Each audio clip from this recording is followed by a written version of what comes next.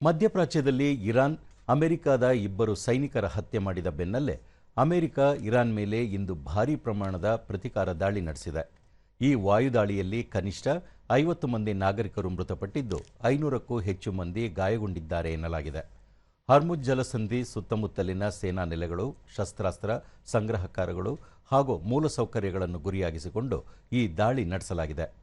ಇಂದು ಮುಂಜಾನೆ ಅಮೆರಿಕದ ವಾಯುಪಡೆ ವಿಮಾನಗಳು ನಡೆಸಿದ ಈ ದಾಳಿಯನ್ನು ಅಮೆರಿಕದ ಸೆಂಟ್ರಲ್ ಕಮಾಂಡ್ ಸೈನಿಕರ ಸಾವಿಗೆ ತ್ವರಿತ ಶಿಕ್ಷೆ ಎಂದು ಬಣ್ಣಿಸಿದೆ.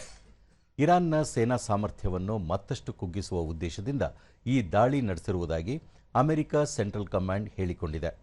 ಇರಾನ್ನ ಸರ್ಕಾರಿ ಸುದ್ದಿ ಸಂಸ್ಥೆಯ ಪ್ರಕಾರ ಹಾರ್ಮುಜ್ ಗಾನ್ ಪ್ರಾಂತ್ಯದ ಸಿರಿಕ್ ಪ್ರದೇಶದ ಮೇಲೆ ಸ್ಥಳೀಯ ಕಾಲಮಾನ ರಾತ್ರಿ ಸುಮಾರು 1:30ರ ವೇಳೆಗೆ ಅಮೆರಿಕದ ಯುದ್ಧ ವಿಮಾನಗಳು ಭೀಕರ ಬಾಂಬ್ ದಾಳಿ ನಡೆಸಿವೆ.